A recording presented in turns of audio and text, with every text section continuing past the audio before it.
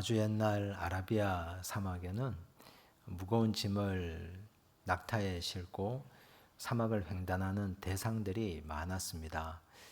그 많은 대상들 중에 탁월한 인물, 사람들에게 선망의 대상이 되는 한 사람이 있었는데 아부 하산이라고 이름하는 분이었습니다. 이분은 참 특별한 분이었습니다. 단 한 번도 짐을 싣고 가는데 일정에 늦은 적이 없었습니다. 짐을 도둑 맞은 적도 없습니다. 사막에서 길을 잃은 적도 없었습니다. 이것이 얼마나 대단한가 하면 사막은 모래 폭풍이 수시로 불기 때문에 지형이 순식간에 자주 바뀝니다. 그럼에도 불구하고 길을 잃어버리지 않고 도둑들이 많은데도 불구하고 도둑 맞지 않고 정해진 시간에 정확하게 물건을 배달하는 것, 이건 아무나 할 수 있는 일이 아닙니다. 그런데 이 사람이 원래부터 이런 천부적인 재능을 가졌는가? 그렇지 않습니다. 이분은 후천적인 노력을 통해서 이 놀라운 일을 이룬 겁니다. 우선 이 사람은 항상 몸에 별자리 지도를 지니고 다녔습니다. 동서남북을 분간할 수 없을 때 하늘의 별을 보고 지금 내가 어느 방향으로 가야 될지를 알려주는 별자리 지도가 항상 그의 품 안에 있었습니다. 그래서 하늘을 보고 지도를 보고 방향을 잡아가는 것입니다. 또한 이분은 낙타에 대해서 아주 박식했습니다. 항상 낙타를 본인이 관리했습니다. 낙타가 어느 정도의 물건을 실을 수 있는지, 그래서 적정한 양의 무게를 싣고 떠납니다. 또한 낙타의 건강 상태도 잘 살폈습니다. 또한 이분은 직접 물과 식량도 챙겼습니다. 비교적 넉넉하게 챙겼습니다. 그런데 무조건 많이 가지고 간다고 또 좋은 것도 아닙니다. 아주 정확한 양, 그러나 넉넉한 양을 이분은 아주 잘 알고 있었습니다. 그리고 기억력도 좋았습니다. 사막의 지형지물, 바위는 어디에 있고 언덕은 어디에 있는지도 기억하고 있는 분이었습니다. 이렇게 노력했기 때문에 최고의 자리에서 많은 운송료를 받아가면서 최고의 자리에 군림할 수 있었습니다. 그런데 이렇게 최고의 자리에 오래 있다 보니 본인도 이제는 스스로 자기가 최고인 줄 알게 됩니다.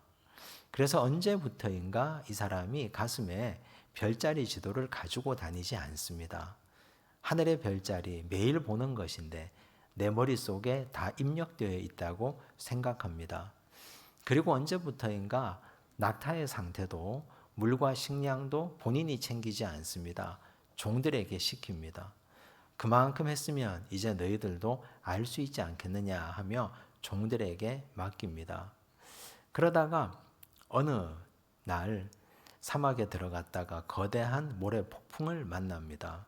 지형지물이 바뀝니다. 그러나 그는 당황하지 않았습니다. 하늘의 별자리가 내 머릿속에 기억되어 있기 때문이라고 생각하고 하늘을 봅니다. 그런데 생각이 나지를 않습니다. 또한 그의 가슴에 별자리 지도도 없습니다. 동서남북을 분간할 수가 없습니다. 머릿속이 아득해집니다. 어떻게 할까? 그런데 한참 동안 생각하고 며칠을 그 자리에 서 기다리는데 낙타가 픽픽 쓰러지기 시작합니다. 낙타에게 과도한 무게를 실은 겁니다. 건강 상태가 좋지 않은 낙타를 끌고 왔습니다. 이제 물과 식량이 바닥나기 시작합니다. 이제 꼼짝없이 죽은 목숨입니다. 그런데 마침 그곳을 지나가던 상인들 일행에게 발견되어 목숨만 건졌습니다. 그의 명성에 큰 흠집이 났습니다. 과거처럼 그에게 일이 많이 들어오지를 않습니다. 매너리즘이 이렇게 무서운 겁니다. 지금 잘하고 있다고 10년 뒤도 잘한다는 보장이 없습니다. 과거에 아무런 문제가 없었다고 해서 오늘도 내일도 아무런 문제가 없다고 누가 보장할 수 있습니까? 그건 누구도 보장할 수 없는 일입니다. 오늘 우리가 읽은 하나님 말씀을 보면 예수님 가정 이야기입니다. 요셉과 마리아가 예수님 신앙 교육을 아주 잘했습니다. 철저하게 신앙 안에서 길렀는데 잘하고 있다고 생각하는 순간 끔찍한 일이 닥칩니다. 상상할 수 없는 일. 절대로 가정에서는 일어나서는 안 되는 일을 경험합니다. 우리는 이 상황을 보면서 우리는 과연 하나님 앞에서 깨어 있는지 우리 스스로를 살피는 시간이 되기를 바랍니다. 예수님의 어머니 마리아와 아버지 요셉이 예수님이 난 지 41일째 되는 날 성전에 올라가서 정결 예식을 지냅니다. 그곳에서 시몬 할아버지와 안나 할머니를 만났습니다. 그곳에서 그분들은 하나님께서 주시는 예언의 말씀을 듣습니다. 그리고 고향으로 돌아옵니다. 갈릴리 나사렛에서 삽니다. 그런데 고향살이가 순탄치 않습니다. 배불러서 길을 떠난 여인, 결혼하기 전에도 임신한 여인을 거둔 남자를 보는 고향 사람들의 입방아와 시선이 곱지 않습니다. 그런데 그런 와중에서도 아기 예수님은 잘 자랐습니다. 아이가 자라며 강하여지고 지혜가 충만하고 하나님의 은혜가 그의 위에 있었다고 했습니다. 하나님께서 예수님을 잘 길러 가신 덕분입니다. 그러던 어느 날 12살 되었을 때 일어난 일입니다. 41절과 42절을 보십시오. 함께 읽겠습니다.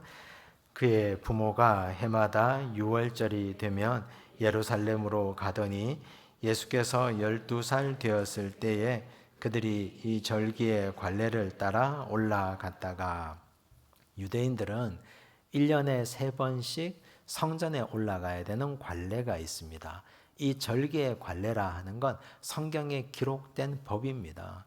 6월절, 77절, 초막절이 되면 항상 성전에 올라가서 자신의 모습을 보이고 예물을 드리고 예배 드리는 것이 그들의 율법이었습니다.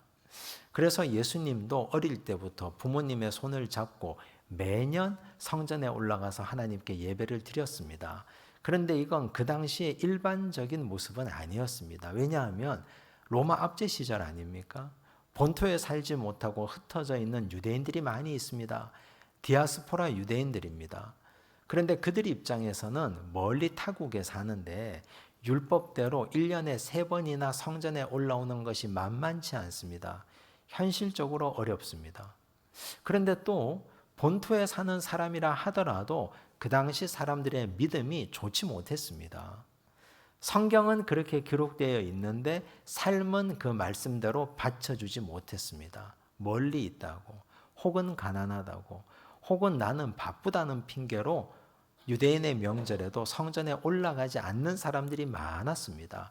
그런데 예수님의 가정은 달랐습니다. 매해 해마다 절기가 되면 요셉과 마리아는 아들을 앞장 세워서 먼 길을 떠납니다. 이들이 살았던 갈릴리 나사렛과 성전이 있는 예루살렘은 거리가 약 150km 이상 떨어져 있습니다. 요셉의 직업이 목수 아닙니까? 가난한 목수입니다. 걸어서 가야 됩니다. 가는 길 오는 길, 가서 명절을 지키는 시간까지 따지면 좋게 한 달은 일을 못합니다. 입에 풀칠할 방법도 없습니다. 그럼에도 불구하고 거리가 멀지만 우리는 가난하지만 하나님 말씀 성경에 이렇게 하라고 기록되어 있으니 말씀대로 행하는 것입니다. 요셉과 마리아는 처음부터 그랬습니다. 이 두 사람이 원래부터 하나님 말씀을 중심으로 사는 분들이었습니다. 누가복음 2장 22절과 24절 말씀을 보십시오. 함께 읽겠습니다. 모세의 법대로 정결 예식의 날이 참에 아기를 데리고 예루살렘에 올라가니 또 주의 율법에 말씀하신 대로 산비둘기 한 쌍이나 혹은 어린 집비둘기 둘로 제사하려 함이더라. 모세의 법대로, 주의 율법에 말씀하신 대로라고 기록되어 있습니다. 요셉과 마리아는 세상의 법대로가 아니라, 자신의 형편대로가 아니라, 자신의 처지대로가 아니라 모세의 율법대로, 주의 말씀에 기록된 대로 행동하는 사람들이었습니다. 그 안에는 고통이 따릅니다. 피곤하기도 합니다. 물질적 어려움도 있습니다. 그런데 이들은 그런 것 아랑곳하지 않고 하나님 말씀대로 살았던 겁니다. 한 가지 질문이 생기지 않습니까? 꼭 이렇게까지 해야 되는가? 다들 그렇게 살지 않는데, 다들 여러 가지 핑계로 누구도 그렇게 살고 있지 않은데 우리가 그렇게 한다고 누가 알아주나? 나만 이렇게 산다고 해서 하나님이 나에게 복을 주시고 일확천금이라도 주시나? 그런 마음이 들지 않습니까? 그보다 더 근본적인 질문이 있습니다. 지금 자기 아들은 하나님의 아들입니다. 굳이 이렇게까지 내 아들을 철저하게 신앙교육 시켜야 될 이유가 있을까? 하나님의 아들인데. 수태고지 받을 때 성령으로 잉태된 아들이라고 했고 하나님의 아들이라고 했습니다. 그러면 내가 이렇게 신앙교육을 열심히 하지 않아도 때가 되면 하나님이 알아서 하실 텐데, 시간이 지나면 하나님이 메시아 정체성을 갖게 하실 것이고 완벽한 신성과 완벽한 인성으로 하나님의 일을 하실 텐데, 내가 왜 굳이 이런 고생을 하면서 내 아들 신앙교육을 해야 되나? 이런 질문이 생기지 않겠습니까? 많은 사람들이 그런 의문을 가집니다. 그런데 우리는 이 질문 앞에서 거꾸로 한번 질문해 보셔야 됩니다.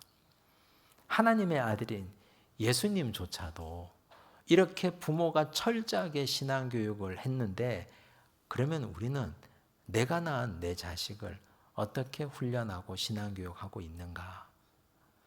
여러분, 우리 예수님은 태어날 때부터 완벽한 신성과 인성을 가지고 오신 분입니다. 그런데 부모님이 철저하게 말씀으로 양육했습니다. 우리 자녀들은 어떻습니까? 부모의 기질과 성품을 쏙 빼닮았습니다. 부모가 가진 좋은 성품도 있습니다. 좋은 기질도 있습니다. 좋은 달란트 재능도 있습니다. 그런데 그 중에 악한 것도 있습니다. 이것 좀 닮지 않았으면 좋겠는데, 내 자녀는 이렇게 살지 않았으면 좋겠는데, 그런데 놀랍게도 나쁜 건 얼마나 그렇게 잘 닮는지 모릅니다. 다 닮아 있습니다. 그들의 말투와 그들의 행동과 눈빛까지도. 하는 모든 것이 어쩌면 저렇게 나의 악한 모습과 똑같이 닮아 있는가? 그런데 그들을 신앙으로 훈련하지 않고 하나님 말씀으로 가르치지 않고 가만히 내버려 둔다면 어떤 일이 벌어질까요?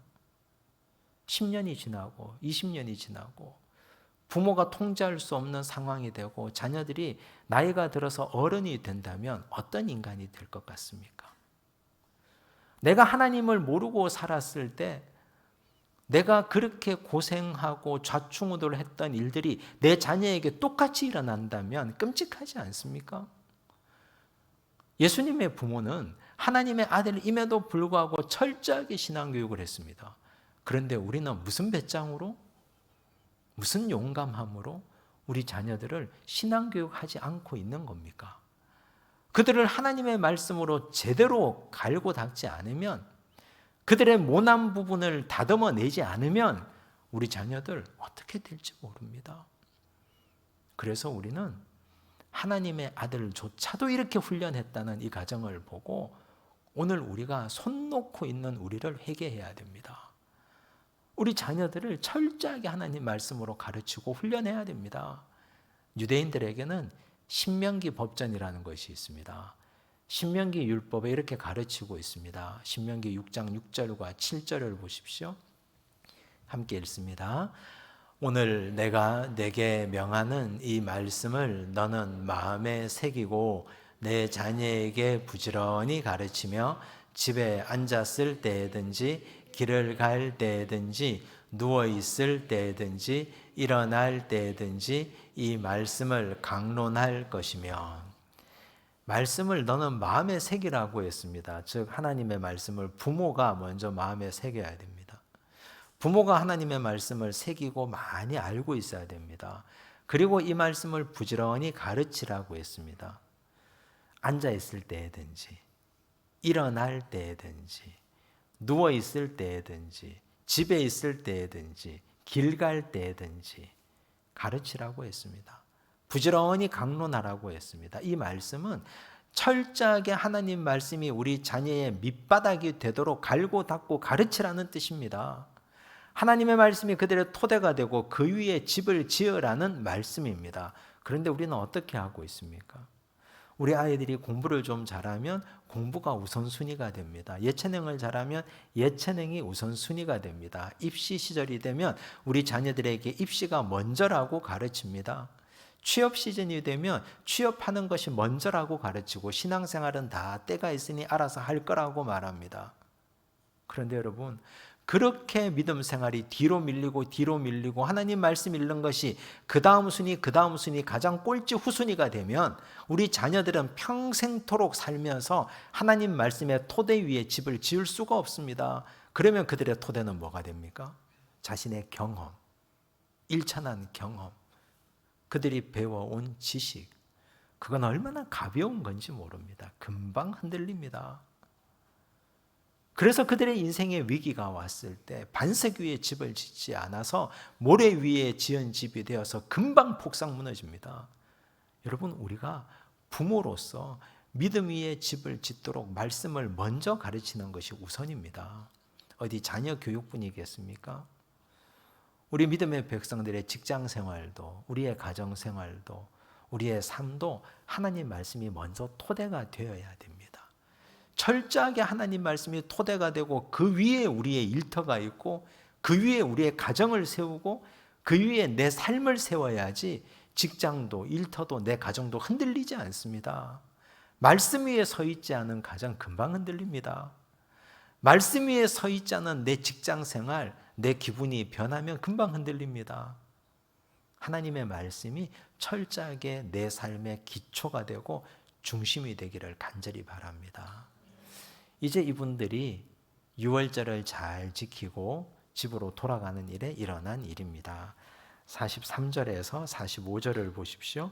함께 읽습니다. 그날들을 마치고 돌아갈 때에 아이 예수는 예루살렘에 머무셨더라.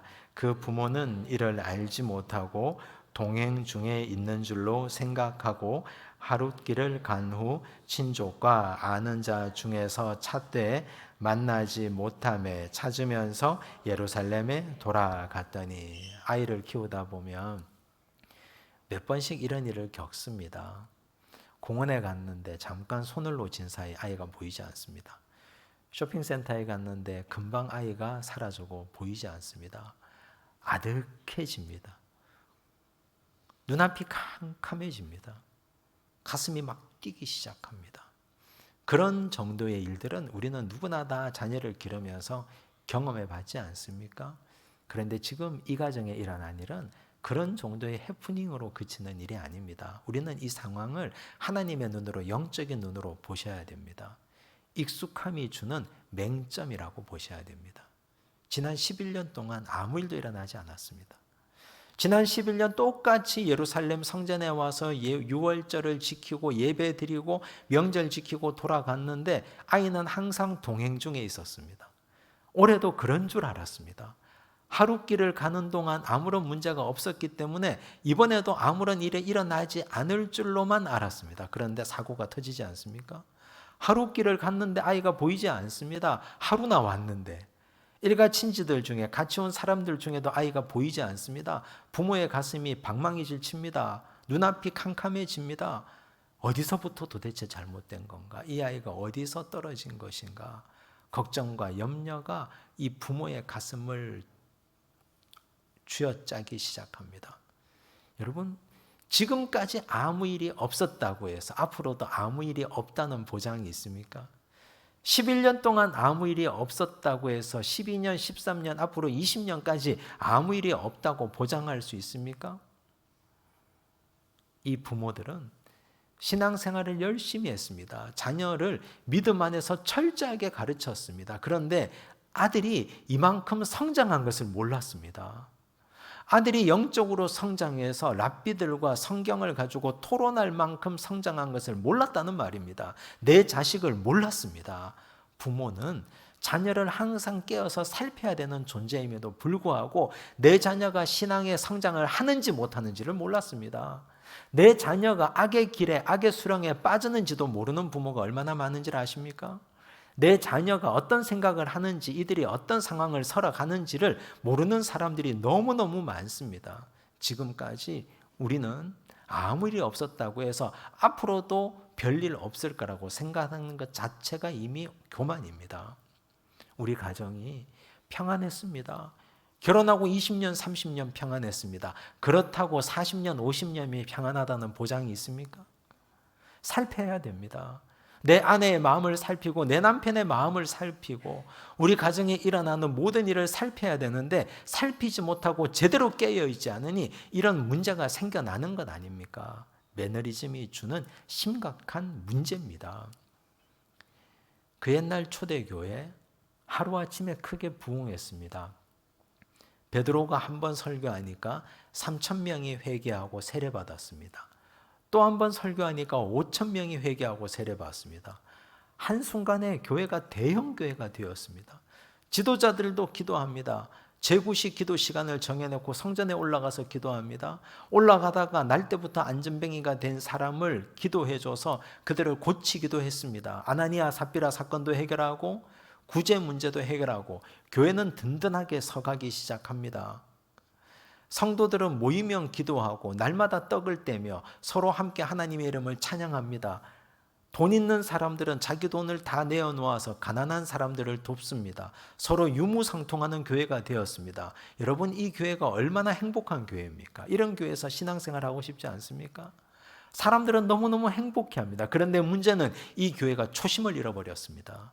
교회가 세워지기 전에 우리 예수님께서 승천하시면서 제자들에게 하신 말씀이 있지 않습니까? 사도행전 1장 8절의 말씀, 오직 성령이 너희에게 임하시면 권능을 받고 예루살렘과 온 유대와 사마리아와 땅끝까지 이르러 내 증인이 되리라 하시는 그 말씀. 성령 받았습니다. 오순절 마가의 다락방에서 성령의 불에 혀같이 갈라지는 것처럼 각 사람에게 임했습니다. 권능을 받았습니다. 그런데 왜 예루살렘에만 머물러 있습니까? 이 자리가 좋기 때문에 3,000명 돌아오고 5,000명 돌아오고 매주일 성도가 불어나는 것, 숫자 세는 것이 즐겁기 때문에 성도들이 모여서 떡을 떼고 기도하고 예배드리는 것이 좋았기 때문에 어디서 이런 공동체를 만날 수 있을 것인가 행복했기 때문에 그 자리에 머물러 있고 나가지 않습니다. 초심을 잃어버렸습니다. 잘 되고 있는 것 같은데 사실은 교회가 병들어가고 있는 겁니다. 하나님께서는 이런 교회를 가만히 두고 보지 않습니다. 핍박을 줍니다. 스데반 집사님이 순교합니다. 요한의 형제 야고보가 순교합니다. 교회에 피바람이 불고서야 그들이 깨닫습니다. 그렇구나. 우리가 흩어지지 않았구나. 우리가 사명을 잃어버렸구나. 그 사명을 가지고 온 유대로 사마리아로 땅끝으로 전도하러 나갑니다. 빌립 집사님 사마리아에 갔고 흩어진 백성들 안디옥에 가서 교회를 개척하고 바울과 바나바를 파송합니다. 여러분, 우리가 초심을 잃어버리면 잘 된다고 여기가 너무 좋다고 우리 가정도 일터도 교회도 너무너무 좋다고 머물러 있다 보면 어디서 사건 사고가 어디에서 터질지 모르는 폭탄 같은 인생을 살게 되는 겁니다. 나중에 후회해봐야 소용이 없습니다. 그래서 베드로는 이런 얘기를 합니다. 베드로전서 5장 8절 말씀을 보십시오. 함께 읽겠습니다. 근신하라 깨어라 너희 대적 마귀가 우는 사자같이 두루 다니며 삼킬 자를 찾나니. 마귀가 우는 사자같이 두루 다닌다고 했습니다. 삼킬 자를 찾으려고. 어떤 자를 삼키겠습니까? 깨어있지 않은 자, 근신하지 않은 자. 근신하고 깨어있는 자는 사탄 마귀가 아무리 우리 주변에 많이 있어도 어떻게 하지를 못합니다. 삼킬 수가 없습니다. 우리가 사탄 마귀에게 삼켜지지 않으려면 우리는 영적으로 각성하고 깨어 있어야 됩니다. 11년째 아무 문제가 없었다고 12년째 문제 없는 것이 아닙니다. 예수님의 부모는 눈을 켜고 자녀를 찾아야만 했습니다. 출발할 때부터 이 아들이 어디에 있는지 살피고 또 살펴야 했습니다. 우리의 삶에 우리 가정에 문제가 없어도 가정을 살펴보십시오. 내 자녀들의 영적 성장과 성숙을 살펴보십시오. 내가 사업하는 일터를 살펴보십시오. 무엇보다도 내 마음을 살펴보십시오. 내 생각을 살피고 하나님께서 나에게 주신 그 초심을 가지고 내가 살아가고 있는지 그렇지 않은지 나를 살피고 깨어있고 근신해야 우리는 문제에 발목 잡히지 않습니다. 이제 부모는 예루살렘까지 갑니다. 그곳에서 아들을 만납니다. 46절과 47절을 보십시오. 함께 읽습니다. 사흘 후에 성전에서 만난즉 그가 선생들 중에 앉으사 그들에게 듣기도 하시며 묻기도 하시니 듣는 자가 다 그 지혜와 대답을 놀랍게 여기더라. 얼마나 놀랐겠습니까? 그런데 또 얼마나 반가웠겠습니까? 놀라운 광경입니다. 12살 먹은 아이가 랍비들과 대화를 하고 있습니다. 그런데 여기서 우리는 아주 중요한 말을 만납니다. 듣기도 하시고 묻기도 하시니 라는 말입니다. 듣고 묻는 것, 한 단어로 말하면 뭡니까? 대화 아닙니까? 대화의 기본이 듣는 것이고 묻는 겁니다. 우리 예수님의 공생의 사역을 이렇게 축약적으로 요약해 놓은 단어가 없습니다. 듣기도 하시고 묻기도 하시니.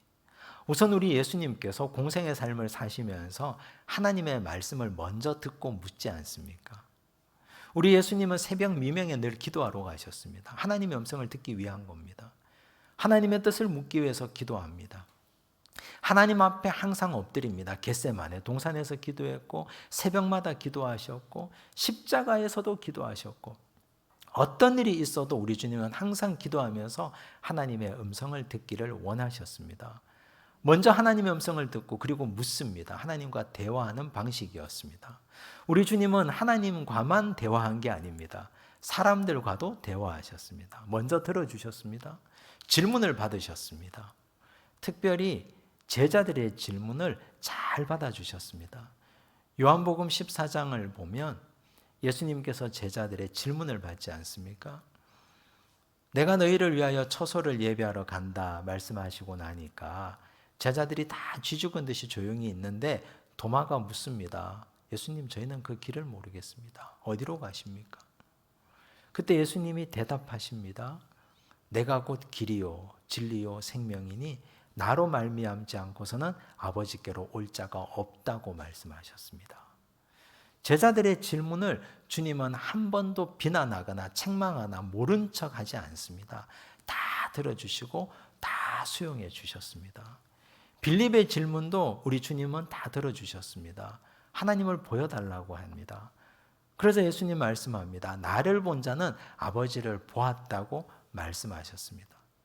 하나님과도 듣고 대답하시고 사람들과도 먼저 듣고 대답해 주셨습니다. 오늘 우리는 이 예수님의 듣고 대답하는 방법, 듣기도 하시고 묻기도 하는 이 방식을 잘 배워야 됩니다. 우리는 하나님과 어떻게 대화하십니까? 믿음이 성장하면 성장할수록 하나님의 음성을 먼저 들어야 됩니다. 사람들은 말합니다. 들리지 않는다고. 하나님의 음성을 어떻게 들을 수 있느냐고. 다양한 방식으로 들을 수 있습니다. 성경을 읽을 때 그 말씀이 곧 하나님이 내 앞에서 읽어주시는 당신의 음성입니다. 설교 들을 때 하나님께서 나에게 깨닫게 하시는 말씀이 하나님이 나에게 들려주시는 음성입니다. 나를 위하여 간절하게 기도해 주시는 분들이 기도하고 나에게 충고하는 그 말씀이 하나님이 사람을 통해서 나에게 들려주는 말씀입니다. 하나님은 다양한 형태로 나에게 말씀하십니다. 사람을 통해서, 성경을 통해서, 자연을 통해서도 다양하게 말씀합니다. 이걸 우리가 겸허하게 들을 수 있어야 됩니다. 또한 사람들 이야기도 잘 듣고 대답해야 됩니다. 믿음이 어린 사람, 신앙이 성숙하지 않은 사람들은 먼저 내가 말을 많이 합니다. 그런데 성숙한 사람들은 불만이 있는 사람, 말 많이 하는 사람들의 이야기를 먼저 들어줍니다. 가정에서도 불만이 고조되어 있는 사람 이야기를 잘 듣는 한 사람이 있으면 그 가정에는 평화가 찾아옵니다. 어떤 공동체든지 들어주는 사람이 있으면 그 공동체는 싸울 일이 없습니다. 먼저 듣고 난 다음에 하나하나 풀어가면 됩니다. 되짚어가고 질문하고 소리 지르기 시작하고 감정부터 앞세우기 시작하고 내가 할 말부터 내세우기 시작하면 그건 성숙한 인격이 될 수가 없습니다. 순서가 중요합니다. 우리 예수님은 듣기도 하시고 묻기도 하셨습니다. 우리 예수님의 사역을 이렇게 요약해서 설명한 겁니다. 오늘 이 말씀 잘 기억하십시오. 하나님의 아들조차도 요셉과 마리아는 철저하게 교육했습니다. 우리 자녀들 믿음의 토대 위에 제대로 세워가시기 바랍니다. 우리 자녀 교육뿐만 아니라 내 삶의 모든 부분을 하나님의 말씀의 토대 위에 굳게 세워가시기 바랍니다. 처음에 가졌던 그 마음 흔들리지 않고 깨어 있으면서 잘 되고 있다 할지라도 다시금 깨어서 근신하고 살피는 지혜가 있기를 간절히 바랍니다. 기도하겠습니다. 아버지 하나님 감사합니다. 요셉과 마리아는 하나님의 아들이신 예수님인데도 열심히 신앙교육했습니다. 하나님 말씀의 토대 위에서 부지런히 가르쳤습니다. 아버지 하나님, 우리도 우리 자녀들을 철저하게 하나님 말씀으로 교육하기를 원합니다. 말씀으로 그들을 가다듬지 않으면 내가 가진 인격과 나의 악한 습관들이 자녀에게 고스란히 물려질 텐데 걱정되고 염려됩니다. 주여, 우리가 하나님 말씀으로 자녀를 기르게 하여 주시고 하나님 말씀 위에 내 삶과 우리의 모든 것들을 다 올려놓고 집 짓게 하여 주시옵소서. 아버지 하나님, 우리 자신들이 깨어서 근신하며 돌아보기를 원합니다. 11년째 문제가 없었다고 12년째 잘된 것이 아닌 것을 보았습니다. 우리 가정과 일터와 우리 교회 공동체 모든 것을 깨어서 지속적으로 살피고 돌이키며 돌아보게 하여 주시옵소서. 예수님이 하신 사역처럼 우리가 먼저 마음을 열고 하나님의 말씀을 듣고 사람들의 말도 듣는 자들이 되게 하여 주시옵소서. 그리하여 성숙한 인격으로 믿음 생활 잘해 나가도록 축복하여 주시옵소서. 모든 말씀 예수님 이름으로 기도드리옵나이다. 아멘.